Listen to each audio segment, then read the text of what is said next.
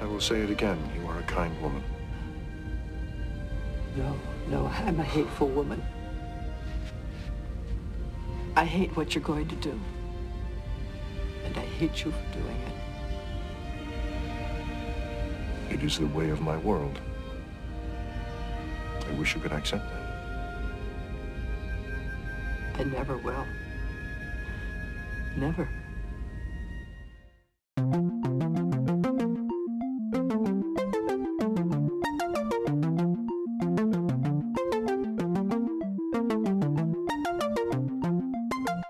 Hello everyone, welcome back to Fully Functional, a TNG podcast. I'm Maggie, joined by Jeff and Dory. Yo. Jeff and I are huge Star Trek nerds.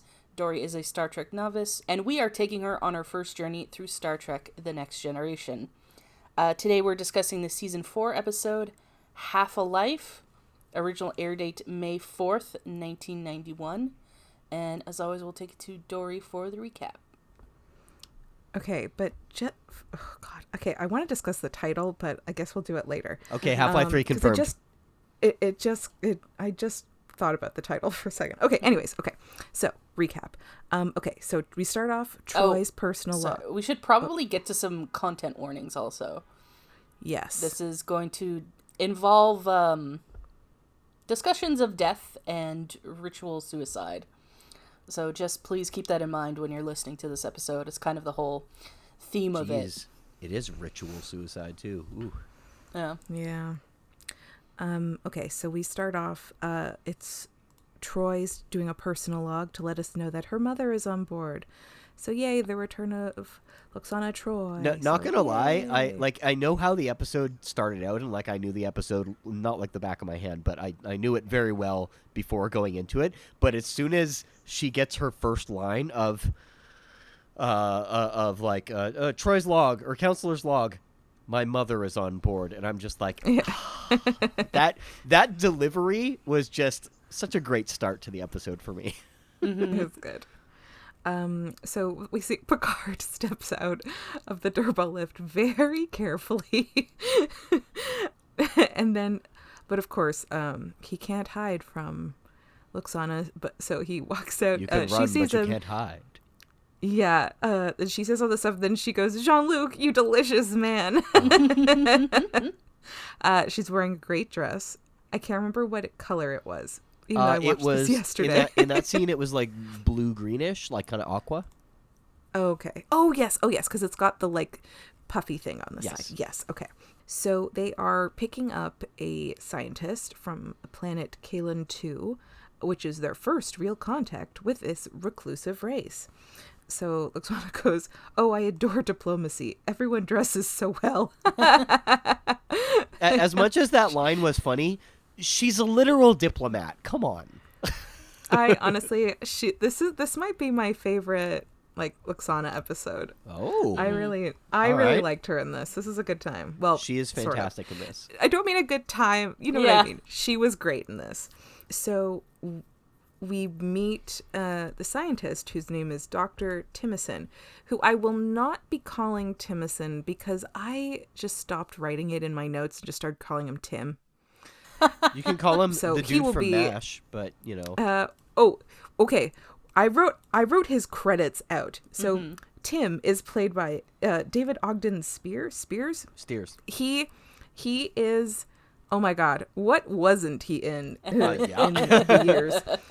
He was big in the 70s and 80s, yeah. Oh, yes. And a critical part of my childhood, as it turns out. Uh-huh. Well, not as it turns out. I knew this, but...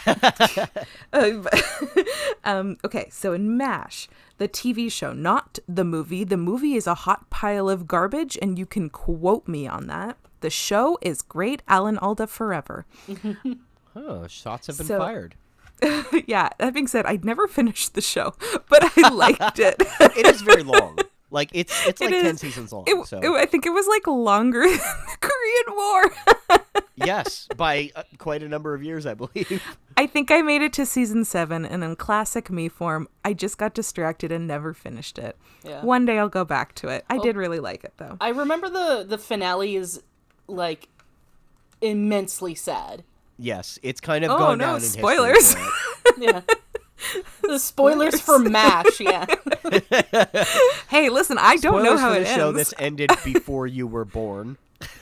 Yeah, but here's the thing. I still don't know how it ends. I've managed to avoid spoilers up until this point. Well, it's a war, so. It ends. What? Ugh, I didn't see that bit coming. Okay, so Tim played Major Charles Winchester in MASH. I did not care for his character in MASH, but anyways. I mean, he wasn't there all the time, so. Yeah, he also was Dr. Jumba in Lilo and Stitch. Oh my god. He was... Listen. Okay. That was post Star Trek. Yeah, a lot of the stuff I know him from other than MASH is post TNG. Cool. Okay. He was Mr. Harcourt in Atlantis the Lost Empire. He was Governor Radcliffe in Pocahontas. Oh my He was in a God. bunch of Perry Mason stuff, like a lot of Perry Mason stuff, which was like before all this stuff. But of course, I feel like people of my generation will know him best as Cogsworth in 1991's Beauty and the Beast. Fucking epic. Yeah. Incredible. Thank you, Dory. Thank you. Yes. It was important that people know. I mean, he was in would have been Beauty and the recording Beast. that like the same year that they shot this, probably. Yeah, he's actually like I like the actor a lot. I just didn't like Charles Winchester, but I think That's he's fair. excellent in this, and his like voice acting, of course, is like at this point like iconic. You're right, though. He is very good in this. Oh, yeah, It's he's funny fantastic. because normally this would be an episode that I think you wouldn't be super big on because the crew is pretty much inconsequential in this episode. It isn't about them. It's mostly about him.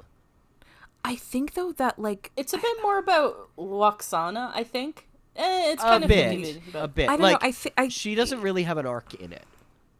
yeah. I don't know. This episode just I don't know. I think it was more poignant, and it addressed issues that like there wasn't like I don't know. To me, there wasn't like an allegory. They were just like saying this is what like the situation is, and it was just things to think about, but wasn't done in like a corny way. Okay, so Was there an allegory that I missed? I mean, sort of. It's not a new allegory. It's something that goes back quite a number of years, especially in terms of sci-fi.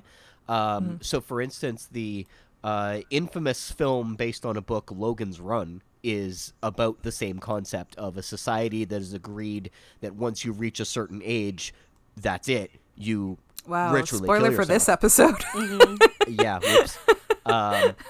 So yeah, that is the exact same concept. It isn't new in science fiction.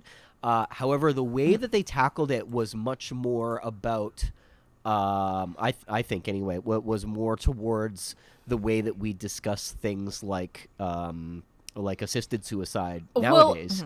I But think it was we can more get about into how that we later. how we treat the elderly. It is.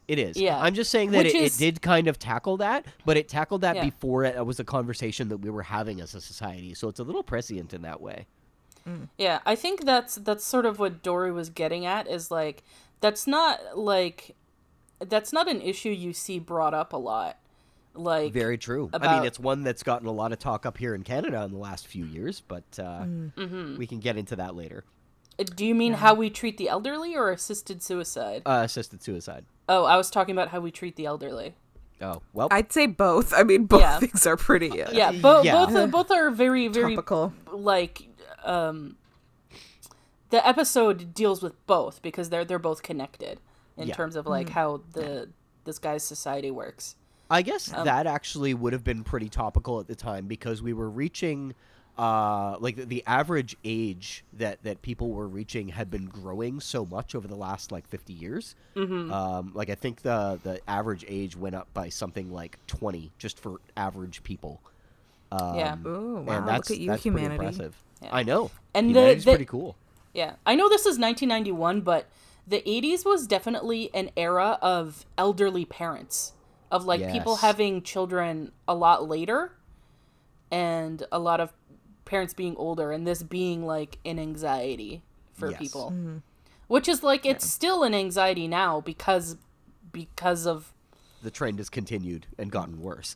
because all those elderly parents are still alive, and Yep.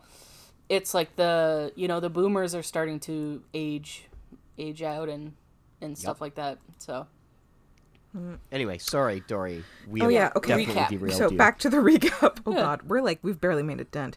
Okay, so Lwaxana goes over. She introduces herself to him with her titles, but then goes to, and what are you doing for dinner? That's funny.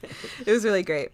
And then she goes, "You just think of me as your entertainment director." And then Geordie like looks at O'Brien, and then he goes, "That man's in a lot of trouble." Okay, Geordie's got some like good like under his breath comments this episode. Yeah, he's a little bit back to like jokester Geordie from first season.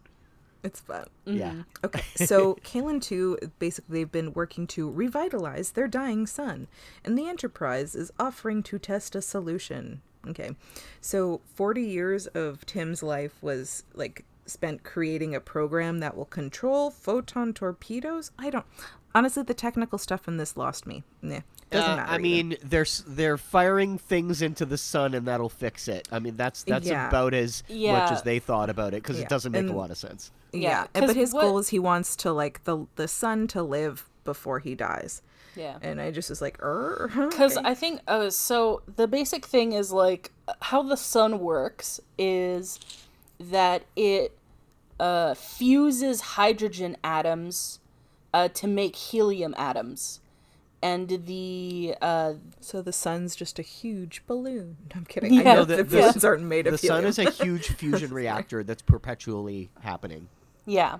So the thing is I that the love that for sun, them. the sun will eventually run out of hydrogen to fuse. Party. And so when that happens, that's when the sun kind of starts dying. And I think that's kind of what's happening to theirs. Yes. Bummer. And unfortunately, you can't just split the atoms and let it keep on doing that, because that's called a nuclear fission explosion. Yeah. Ooh, bummer. Okay, so then we go to Lwaxana's on the bridge. Man, they let everybody on the bridge at this point. And she's trying to like touch panels, and Worf is not happy about this. And then, Don't you mean Mr. Wolf is not happy about this? well, I wrote that. She goes, "What does the little one do, Mr. Wolf?" And then Worf goes, "Please, madam, that is a torpedo launch initiator, and it is Worf, madam, not Wolf." And I like the just way that wrote, he kind of mutters "Does that. Lwaxana like, hang out with Worf, not Q?" Wolf. Them just like getting together to shit on Worf. To be fair, Q calls him microbrain. It's a little different. Yeah. Like, Growl for me. like- Let me know that you still care. yeah. Like Q is Any good books lately? Q is doing it to make fun of Worf. Lwaxana just doesn't give a fuck. Yeah, she just does not care about Worf at all. Sorry, Wolf. Woof. So Troy Riker and Tim come into the bridge, and Lwaxana is like, "Well, my dear," and then she's like, oh no, she goes, "Hello, my dear," and then she just like goes past Troy to Tim. So Riker's like, "Hey, listen, you gotta like leave the bridge," and she's like, "Why? There's still other people here." I mean, fair She's point. So funny. Fair point. Yeah. Okay, so then like Geordie, Data, and Tim are working in engineering with and then she comes in with our favorite assistant. Lurch. Mr. Hom. Yeah, Lurch. Oh, yeah. That's what I said. Yeah. Lurch. Every time he shows up, just silent, standing. He's such a good physical actor. I like him a lot. So Lwaxana goes, "Mr. Hom is my valet. He doesn't say much." And then Geordie goes, "How can he?" So we learned that like Tim is actually a grandpa. He's got a daughter who's got a kid, and wild. His wife has died, and Lwaxana invites him. I wrote Lwaxana invites Cogsworth for a drink. He declines. So then they arrive at the system where they're gonna like play around with their son and do like the experiment. So then we get a little fashion show of Lwaxana trying on outfits, which I love. And Troy gets to have a little moment with her. I like the small moments of Troy and her mom. They're very cute. They don't get too many in this episode, but they are Yeah. pretty strong ones that they get. Yeah. Yeah. Okay, so then they shoot a bunch of the torpedoes at the Wait. sun. Wait. Okay, I want to what? point something out for a moment. So I'm just going to interrupt you for a sec. At this point, the episode has been a comedy, and this is my only real problem with the episode, because it immediately stops being one here. All of the way that it had been directed up until this point completely changes, and I find that really off-putting. And I still like it as a story. I just thought that was a really weird choice to direct it as a straight-up comedy until this moment. Yeah, and it doesn't seem to be like... Because sometimes, like, movies or shows will do that as a deliberate choice, as to, like, say something with it, but this doesn't feel that way. No, not at all. And I found that it actually made me take Lwaxana's honesty a little bit less seriously in it, unfortunately. But that's really my only gripe with the episode, is the fact that it takes this hard right turn in the middle of it. Just, it's not out of nowhere because it is in service to the story. I just thought it was a very weird directorial choice. Fun fact, they actually didn't have their normal team on this one because they were prepping extra hard for some of the difficulties that were coming up in the next episode. So, for instance, their DOP in this ep, that's not an endorsement or a detriment to whatever the next episode is. I honestly don't know why it took them extra time to do it. I'm just pointing out. So the DOP for this episode, for instance, this is the only contribution he's ever made to Star Trek. Normally, they have like a regular DOP who's there for every other episode, and another regular who's there for every other, and they keep swapping back and forth between them, essentially. Okay, so like they shoot the torpedoes at the sun, and their goal was to get it to like 220 million Kelvin.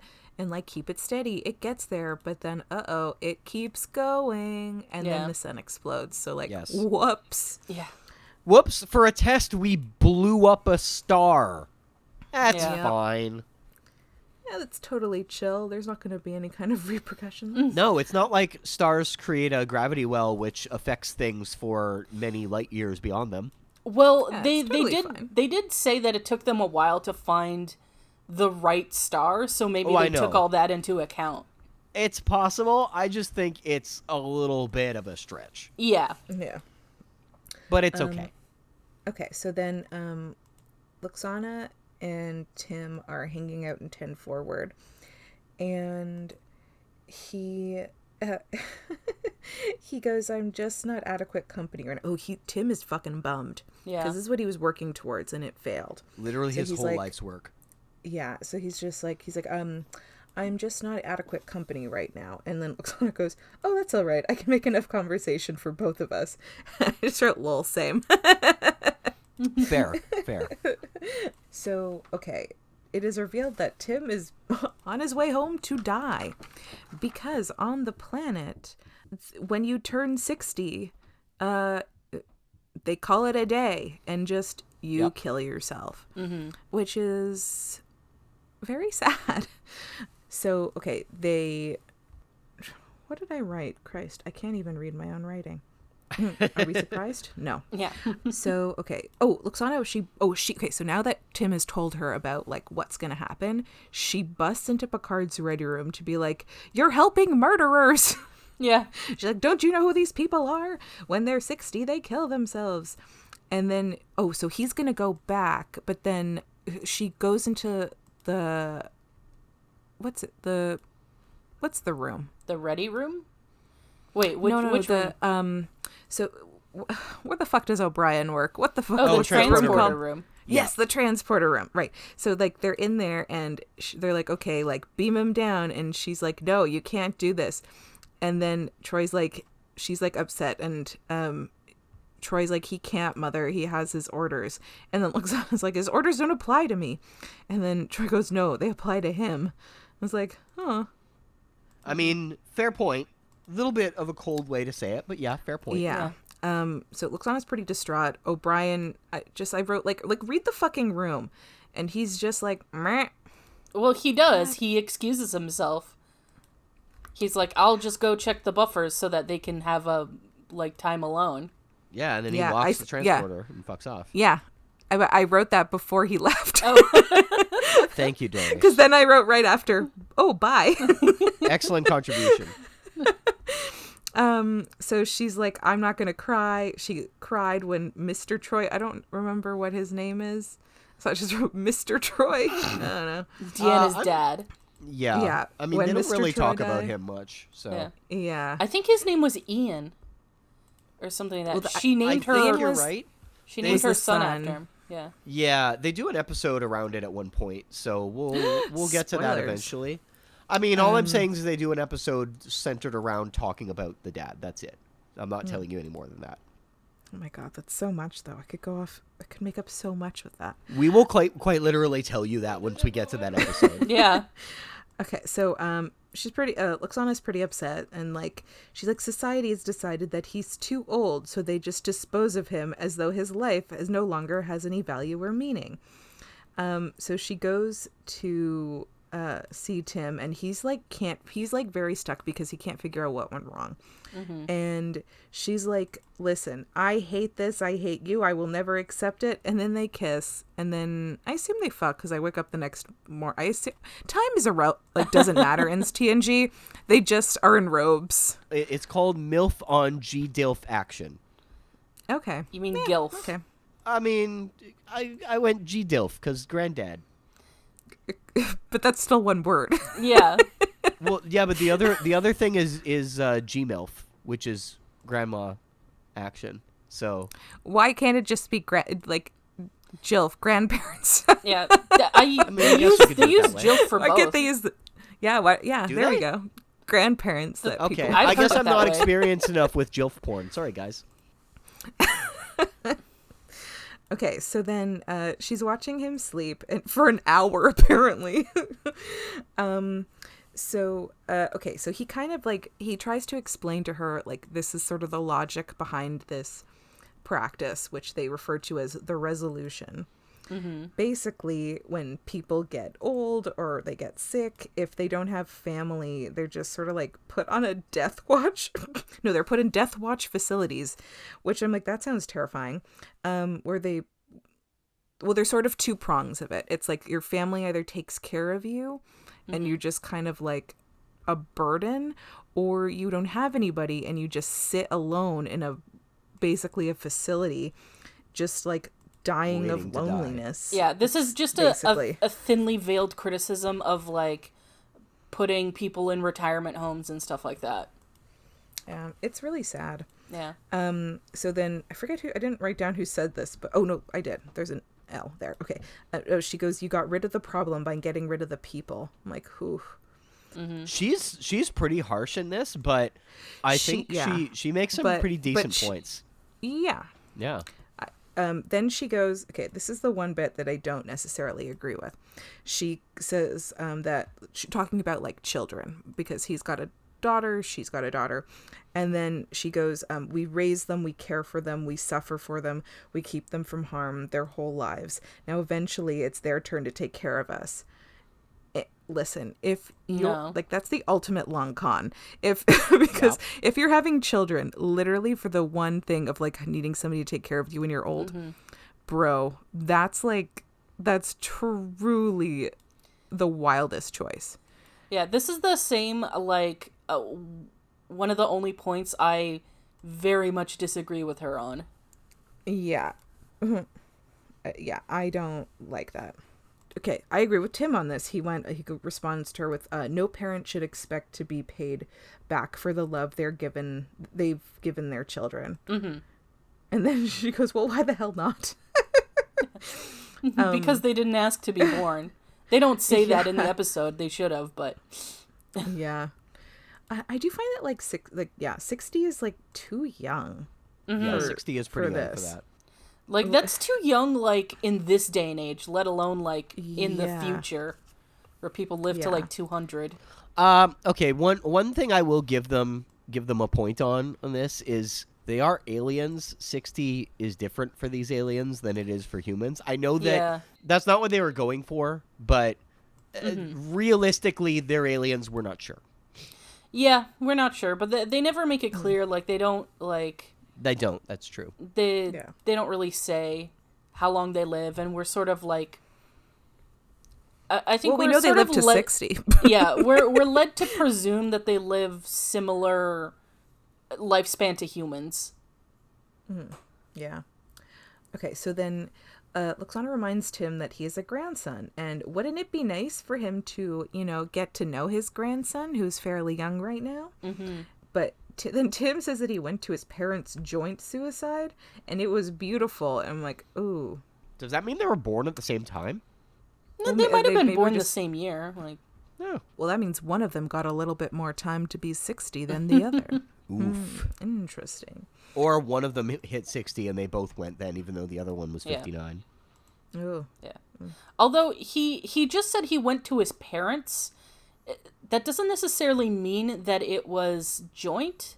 That's true. He did not use the word joint. Yeah. I just assumed they went together. Yeah. I thought he said joint. Okay, I guess not then. Either way. Yeah. Oh, then she also mentions if there's only like 30 to 40 years left on this planet, then like what's the point of like dying now? Yeah. Or like what's the point of like doing this shit then? Like why is he trying to save it if he's like gonna die and there's only so much time left of this planet? Mm-hmm. I do think she actually makes a really good point there when he says like that is the way it is, and she's just like, yes, and the fact that your planet is dying, I don't know why you're trying to stop it. It is the way it is. Yeah. Maybe it's just its time. And it's like, oh, Yeah. I mean, shit. Yeah, good point.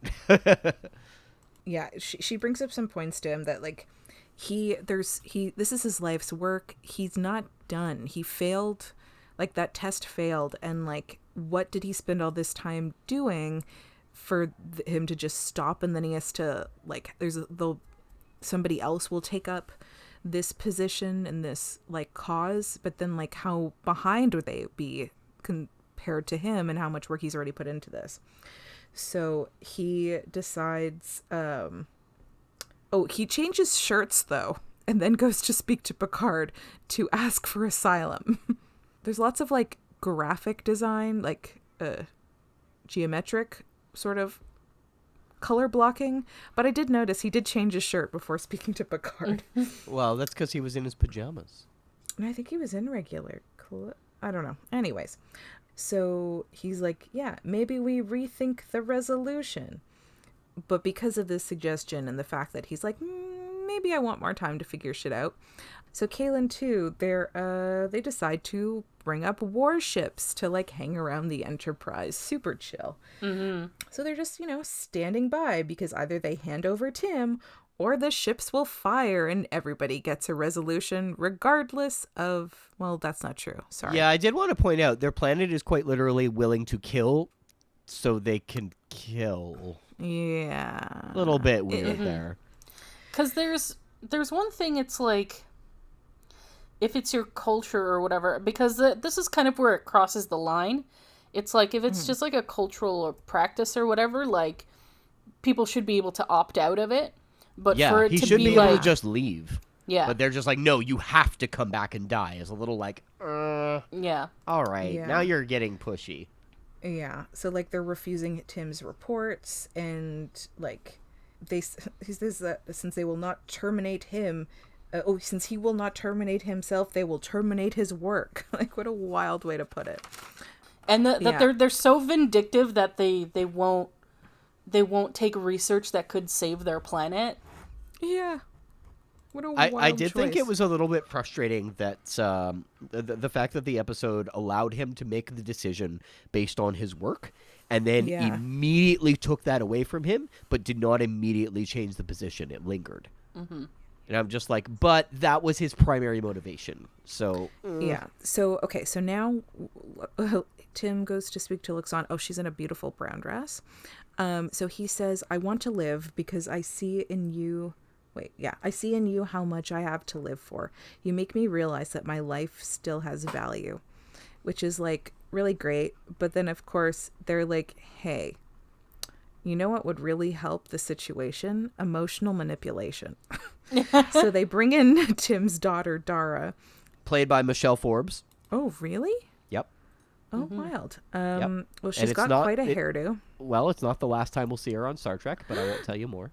Gasp. This episode actually got her quite a bit of attention from them, and they were seeking her out afterwards, but I won't tell you anymore. Well, damn, like this part fucking got me. I started tearing up. Holy shit. So yeah, Dara is like, where will you be buried? Because like you're not gonna be like with like her mom, and then like when she has to do the resolution, she won't be able to be buried next to him, and so on and so forth. And like how are they supposed to do all that? And I was like, oh my God. I actually got like very teared up of just like, she was very good, man. She was very good. Like the emotional manipulation was like on point. It was effective. As it was fuck. effective, very effective. to me. So she's like, Dad, I love you, but I'm fucking ashamed of you, and you're turning your back on everything that we believe in. And man, like, the fact that she comes in, like, she's calm. She doesn't like freak out, but she's like, gives all her like the points and the rationale, and he just like, it was pretty fucking heartbreaking. Yep. For all of it. So Tim wants to be alone, and I contemplate after talking to his daughter. And so Lwaxana she's not sure if she was wrong to encourage him to go against his beliefs, and was it for her benefit? And I'd say no, because he does make it clear that like she did help him come to the conclusion, but it wasn't like around her. It just was like he wanted more to do with his work. There was more things he wanted to do. She just helped him realize that. So it's not like, oh, I want to live because I want to be with you, which is good. And then he it decides to go back to the planet. He's gonna die in like 4 days. So, because that's when he turns 60. Oh yeah, he's like, oh, and I love you. I'm like, you guys have known each other for like 3 days. Yeah. What is this? A Disney movie? Like, I don't understand. Yes, it is. Well, also, like, when you're at that age, it's like, let's just fast forward this, I mean, also, yeah, he doesn't have the like the timeline. Disney presents Princess Lwaxana. Yeah. So yeah, it was just pretty fucking sad. Yeah. And then this, I did not see this coming. She then shows up into the transporter room, and she's like, I'm coming also to watch. And I was like, holy shit, that's about to be real traumatizing. That is quite the decision. Also, end of the episode. Yeah, and then the last thing I wrote for this episode, I just wrote, well, fuck. Yeah. Okay, can we just talk about the title real quick? Half a Life? Is Confirmed. this episode implying that half of a life is 60? So No. then the full age is 120? No, they are not implying that at all. Okay, No, so then is it metaphorically then? Yes. Yeah, It's it's a metaphor. metaphorically, because it's like you still have so much of your life to live, that sort of thing. Yeah. It's not literal. This episode was sad. Yeah. Yeah. It I think was. everybody was good in it, but yeah, man, it was sad. Yeah. I kind of I feel like it wasn't until like deep into the episode that they revealed like the whole like we die at 60 thing, and then it wasn't You're until right. like the last fourth of the episode where he is like requesting asylum and stuff like that. Like I think he requests asylum at something like 35 minutes in, and it's pretty frustrating because the entire route up to that, like, so much of it is dedicated to the comedy part at the beginning that I mentioned, but also it's clear when they're talking about he has things to do, he has to come back home. It's clear that they realize their own societal thing that they're super into protecting is taboo. Yeah. That probably wasn't the intention. They were just trying to hide it from the audience. But well, yeah. the script doesn't do a good job of me watching it in hindsight. The script doesn't do a good job of making me think, oh, yeah, they're this is totally legit. They're totally comfortable with this. They're happy about it. They're going to defend doing it to the death. It's more of they're embarrassed about it. I don't think they're embarrassed about it. Oh, sorry, not embarrassed, but they're not eager to talk about it. Yeah, because they've made it clear that the society doesn't like to deal with outsiders. So they're probably not going to reveal a lot about their own society and culture and customs and stuff. And they probably know that it's not that they know it's wrong or anything, but they know that other people look down on it, or other people like are not psyched about the idea. So they're probably going to be careful with that information. Yeah, that's fair. Okay. But yeah, like what I was getting to is that I just feel like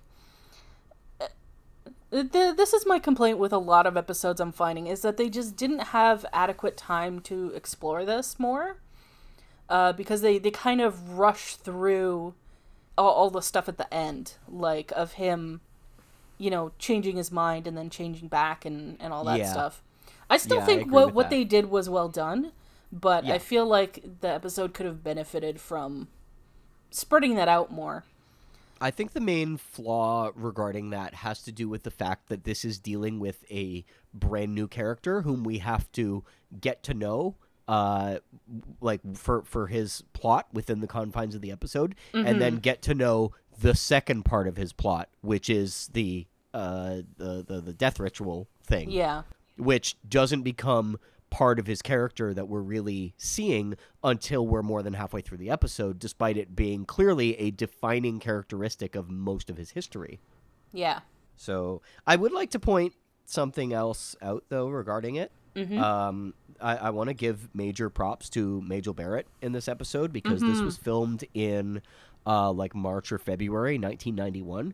Gene Roddenberry died that year, and he was in absolutely terrible health decline by this point that the episode was being filmed. And she managed to do this and probably draw in a lot of what she was experiencing, helping to deal with him, because, I mean, they were married. So, yeah. Yeah, that explains it. Because I was going to make a comment about, like, when Lwaxana has her, like, breakdown and stuff about how raw that felt and how, like, real it felt. So that makes a lot of sense. Yeah, because he would have died about 8 months later. I actually don't hate the conclusion of this episode. I kind of like that it's at least what I think they were going for. It's not that when I remember the episode, I remember them being like, oh, I can't believe they like tried to justify like this age limit thing, because because all I remembered is that he eventually goes back and stuff. But rewatching it, to me, it's more like, it's not that, like, they're like, ultimately, this is the right decision. It's just like, he's like, I'm not the one to push against this. Like, I'm not... He's not the revolutionary. Yeah, he's not the revolutionary. I think he's not the one who will lead the revolt. Yeah. He does lay that out as a personal failing rather than it being, like, a societal thing. And the thing is like I totally understand some of the points. It's like that. It's like, yeah, it gives you it gives you a way to go out with dignity. It's like they've created this whole ritual around it where you have like this party with like your friends and family and stuff to celebrate your life, and then like you transition on to the next. And there are real world problems where it's like, yeah, like, you have to make room for the new generation and new ideas and new people and stuff like that. Yep. That's a very common criticism that we have now, that it's like, why are the boomers still leading our lives? Yeah. And, in terms of, like, today, it's like a lot of the things, it's like, a lot of the issues Gen X had is because the baby boomers were such a big generation, and it's like, there's so many of them, they really sort of, I don't want to use language that'll, like, villainize people or whatever, but they sort of... They got the raw end of the deal. They got the raw end of the deal. The boomers that listen to this podcast. Yeah. Well, no, here's the thing is, like, because as much as because I don't have an issue with people that are of the age range that boomers are. I have an issue with people who embody like that attitude that the term boomer has come to represent. Yes. Like, I don't have an issue with people that are like 60 years old or whatever. I have an issue with like the sort of a very prevailing attitude that comes from people of that generation. Yeah, it's a shorthand for a distinct set of characteristics rather than an actual birth date. Yeah.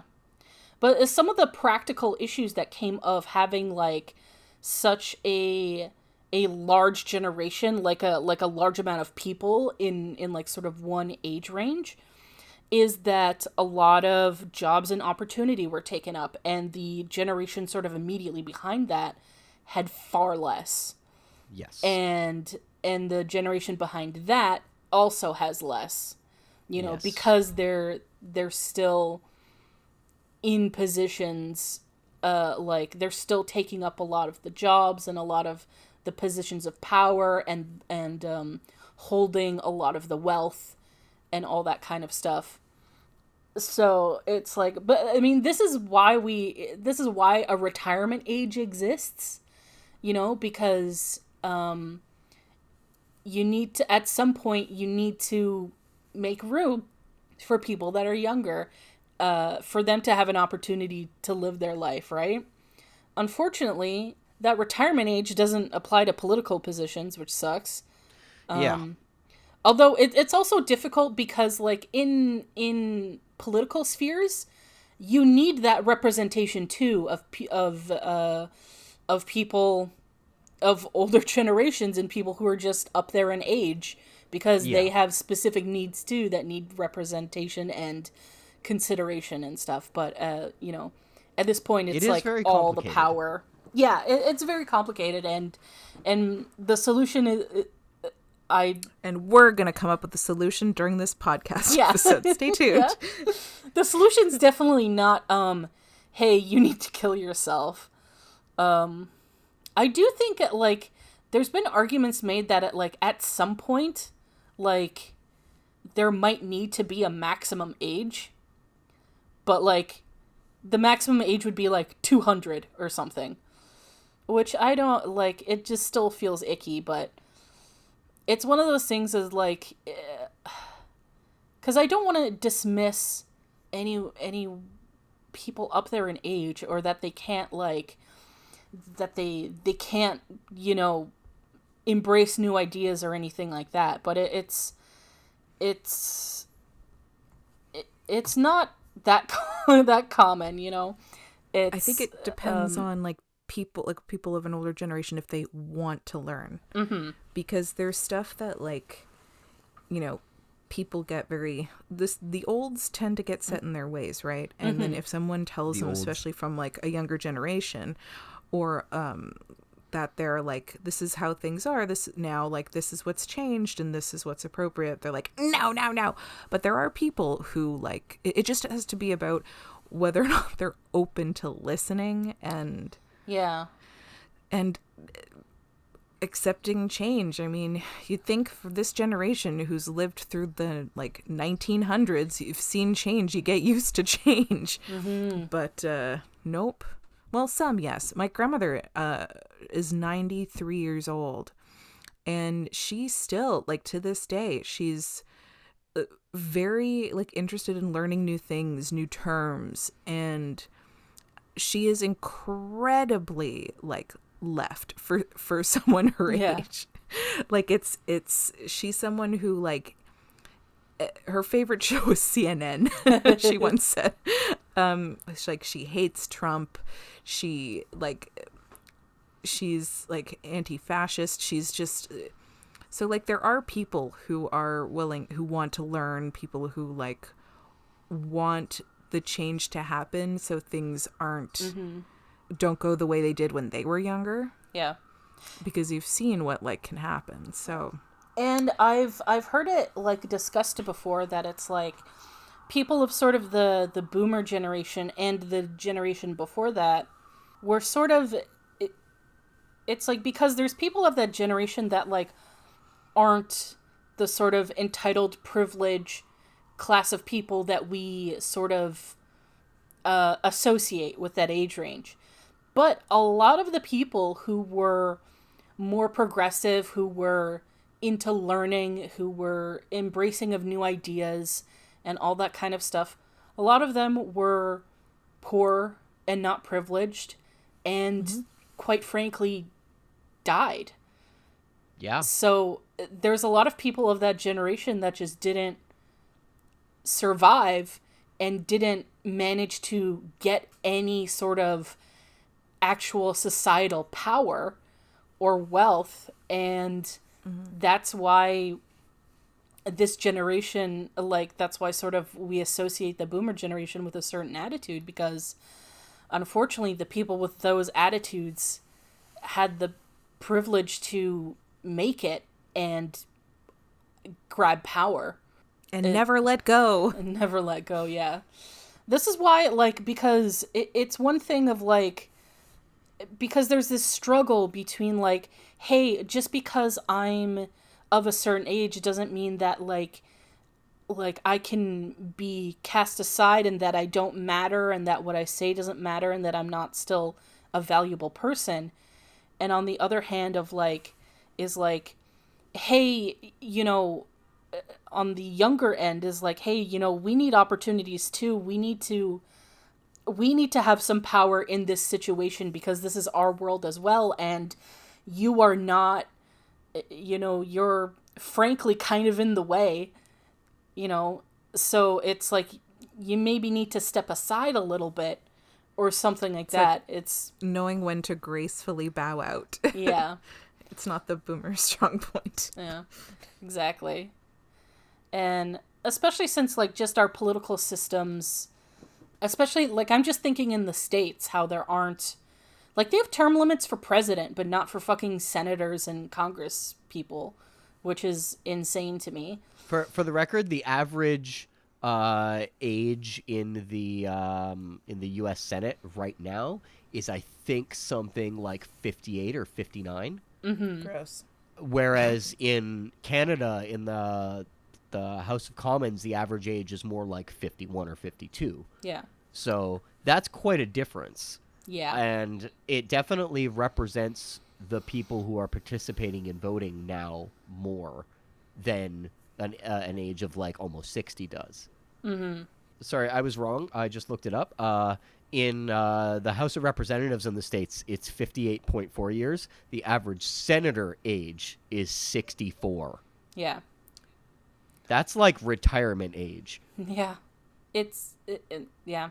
It's very complicated. It's like of this issue of like, yeah, just because you're that age doesn't mean you're like, you can just get tossed aside. But at the same time, it's like, you're also not letting younger people have any opportunity and dismissing them outright, you know? Yeah, a lot of new ideas get dismissed outright. Yeah. Without any sort of... Here's the thing. Not every new idea is great. You know? Nope, that's true. That's totally true. That's why you need that, like, you need someone to... You need them both. You need someone to, like, be like, hey, I have all these new ideas and whatever, and then, like, someone with experience and, like, more age and stuff being like, well, I don't know if that's gonna work and stuff, and, you know... But we're not at a point where, like, here's the thing, the new ideas don't get an opportunity to be examined fully or tested out or given a fair shake. No. At this point in time. Not at all. And I just, this is a little off, but a little kind of next point. But I kind of had a point to make about when he goes off, like, he, in the episode, he says about, like, oh, they're just shipped off to, like, these death watch facilities and stuff, like, sort of this veiled allegory for retirement homes and things like that. Okay, but Death Watch is kind of an incredible term. Yeah. Guys, the Death pretty Watch metal. facility. Yeah. Guys, come see my band, Death Watch. Yeah, it's just like, okay, so first of all, a lot of times people end up in those facilities because their families can't afford to have them at home or take care of them. Yes. And there's a lack of, social safety nets and stuff. So, boomers fucking maybe take that into account. Also, some people who get put into retirement homes, and not, and the families don't like take care of them or don't visit them or anything, they kind of deserve it. Like, Yeah. there's a not insignificant number of people who are like, oh, I can't believe my children don't visit me, or they just left me here to rot. And it's like, well, There's a reason for that. there's a reason.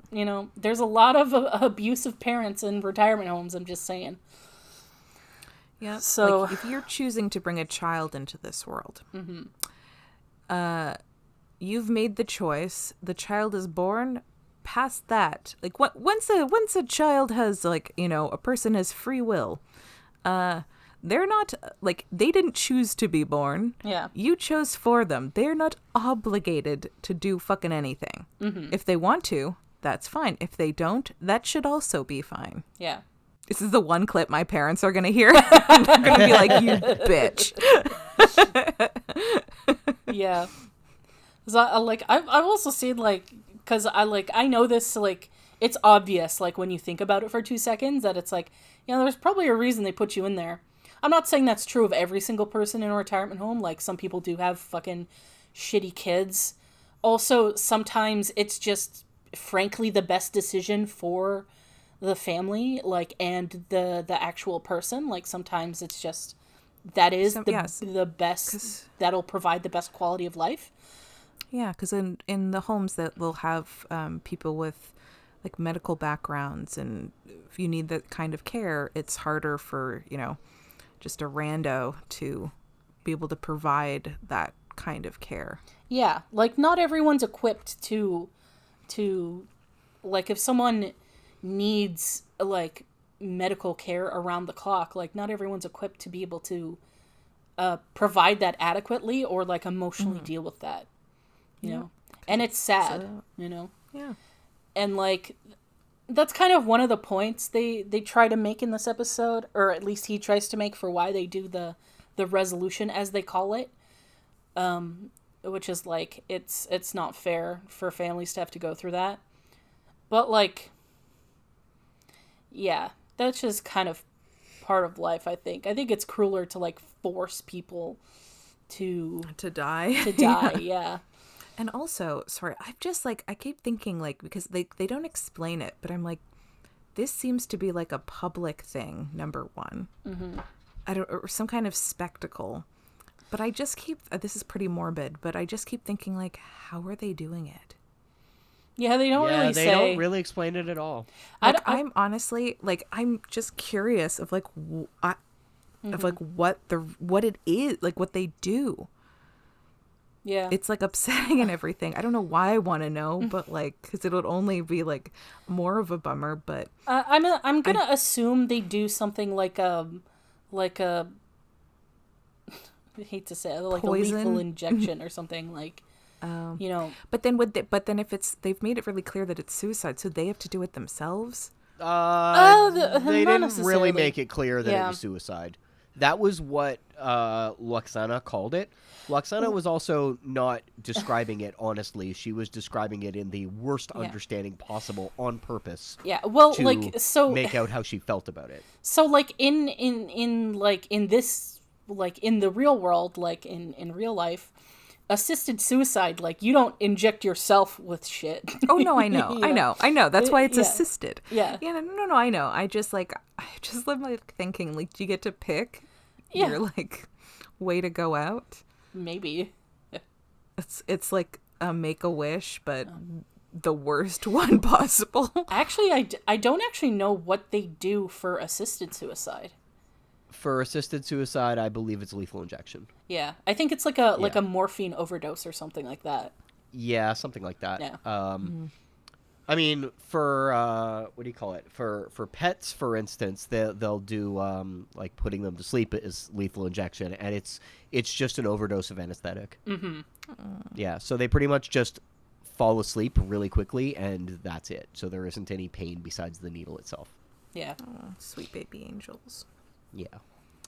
But it's like I said, this is kind of an ape on the Logan's Run story, which is something that all of these writers would have grown up on, despite the fact that Logan's Run was not very good. It was fairly popular and fairly succceul. Yeah. And that was different, though, was, because I think the age limit in Logan's Run is like 30 or something. It is 30, yeah. It's much younger. But I'm just saying that's probably where some of the inspiration for this story came from. If not directly, then through like cultural osmosis, because it would have been something that, as I said, they all grew up on. And the thing about it, when they talk about it in Logan's Run, is there's a difference between what happens in the movie and what happens in the book for it there, because the book that it's based on, it is a lethal injection that's like happy drugs essentially. Yeah. It basically makes you come to death. It's really bizarre.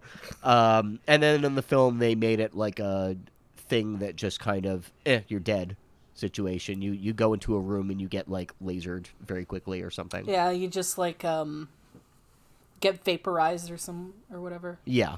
Wild. Yeah. And like branching on the sort of assisted suicide thing, which has like been a recent topic here in Ontario, there's a lot of controversy with it. Not like, I mean, there's always kind of a controversy with euthanasia, but like, I don't see as much like of the idea of it. Of like, I think it became legal not too long ago in cases of like, debilitating illness and terminal illness and that sort of thing. And then even more recently, I think is becoming legal for people with like severe depression and stuff. Like people who don't have like a terminal illness can choose to do it. However, the big controversy is not that the sort of concept of assisted suicide, but that they're making this legal before creating adequate mental health systems in the province. Yes. Well, that's the quote that Lwaxana says, is that you got rid of the problem by getting rid of the people. Yeah, exactly. Yeah. And it's like, here's the thing. It's like, this is on paper, it's like, it's a thing I agree with, right? It's like, there are some people whose mental health struggles, like even with adequate care and stuff like that, is just never going to get better, and I think that it should be your choice whether you want to live or not. Unfortunately, that decision is usually influenced by things that could be helped. Like, I think like it's an absolute last resort, Yes. However, I agree with that, with it being an option. However, not in this manner, because it's like we have socialized healthcare, but like mental health care is like basically not covered at all. You can get like a psychiatrist under OHIP and stuff, but like you have to be referred. It's like there's lots of waiting lists, and it's just, there's lots of barriers and lots of things that have to be paid for out of pocket. And our prices for medication in Canada are like, especially compared to the States, is not that bad at all. Like, we have fairly reasonable prescription costs. But even still, Yes. It can get, with certain medications, it can get very expensive. And like, that has to come out of pocket, like, unless you have insurance, like separate insurance, like not your government health insurance. Right. So okay. Because that's why like pharmacare's like been big on like the NDP platform. Yes. But yeah, it's just really fucked up that like you're making it easier for people to kill themselves than to actually get help living.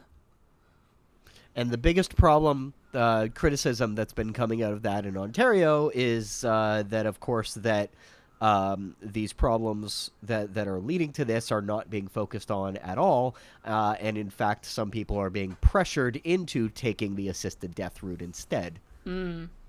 Yeah, That's so fucked up. It is incredibly fucked up. Yes, there isn't really proof that it's happening on a widespread scale as much as there has been individual anecdotal situations. So we don't really know that that is the case. All we know is that our healthcare system in every province is underfunded due to government ineptitude. Yeah.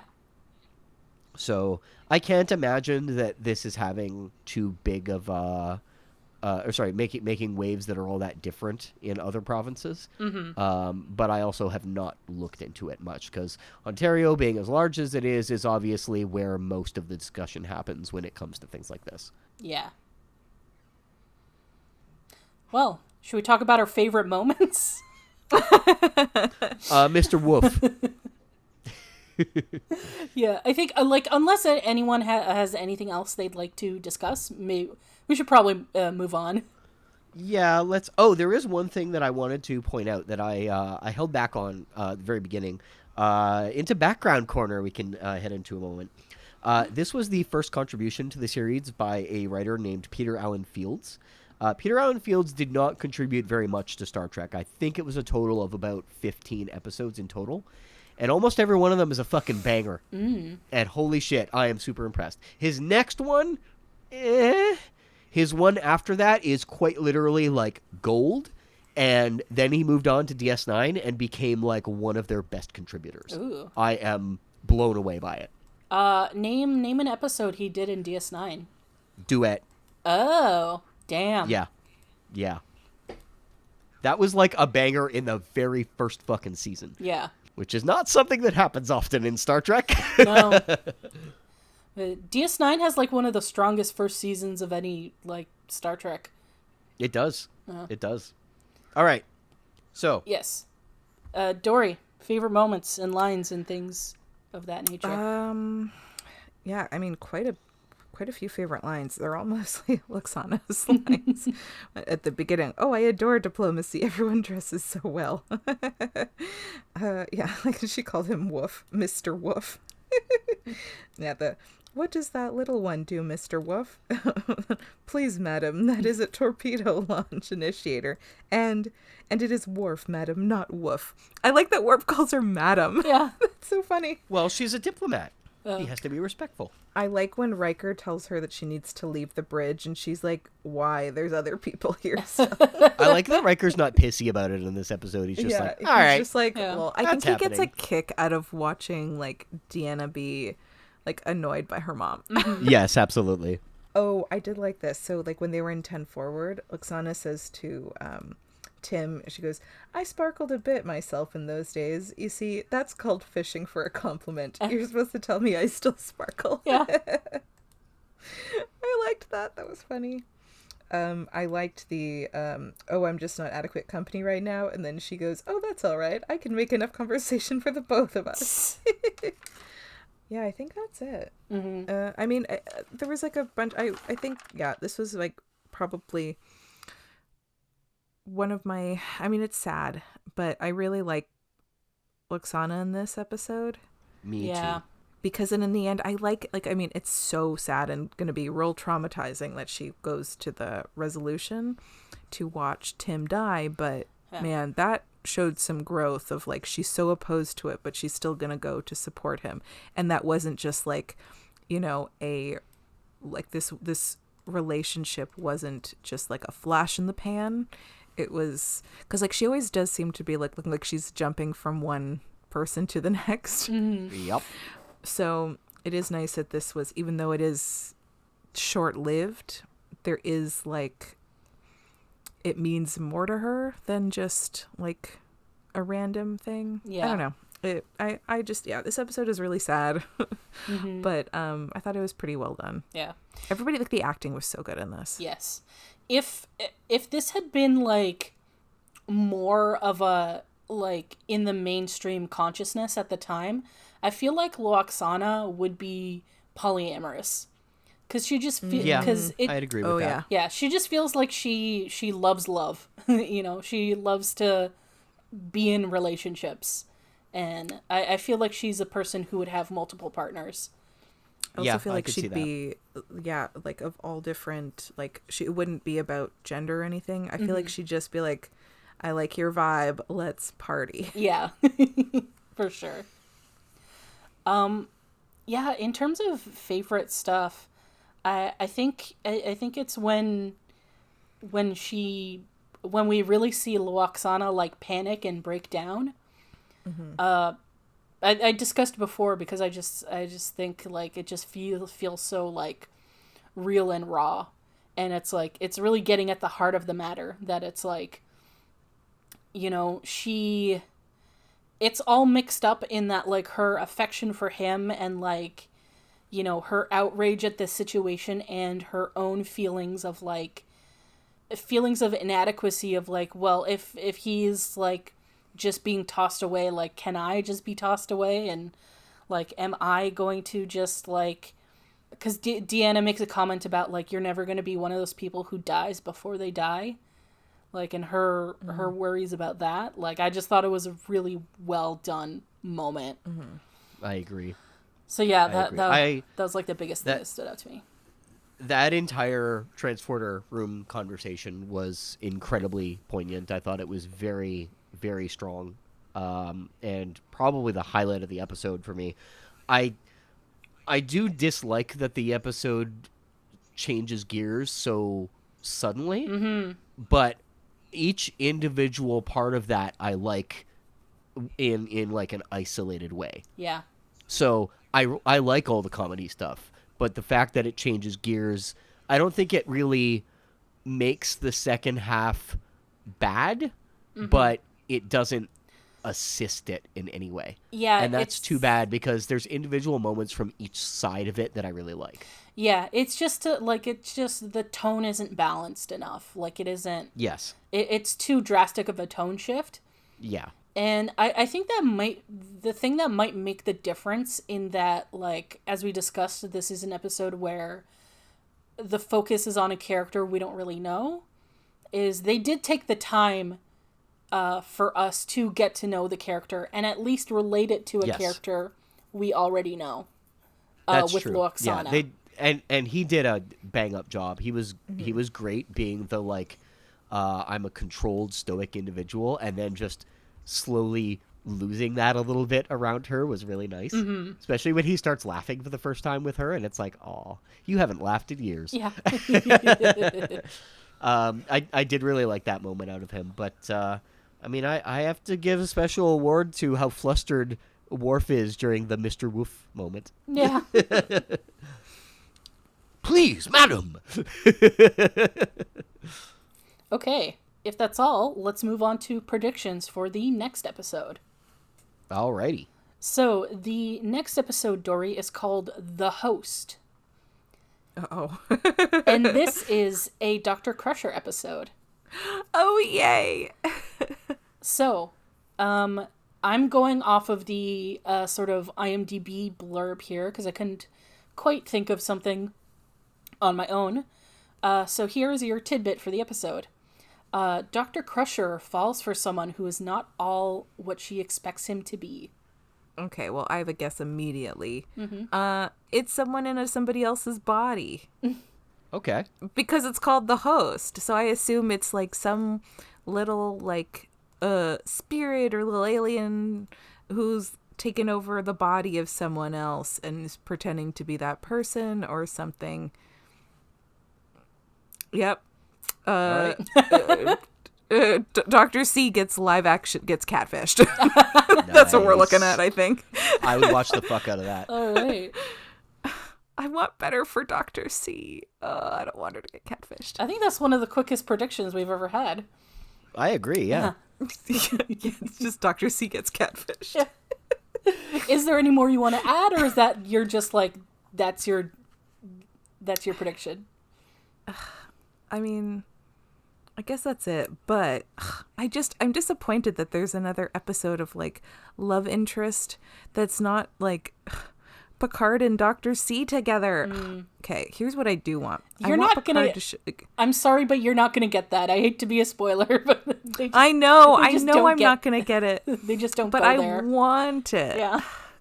God, can he show a little bit of jealousy? Just like a little bit. Well, you have to watch the episode. I'm gonna interpret. true. If he's in this episode, I'm just gonna decide that he either like. No, I'm bummed. Okay, whatever. She gets catfished. That's it. Sucks. Okay. Great. Well, if you'd like to see if Dory's correct, watch along with us and join us for the next episode of Fully Functional, a TNG podcast. Goodbye.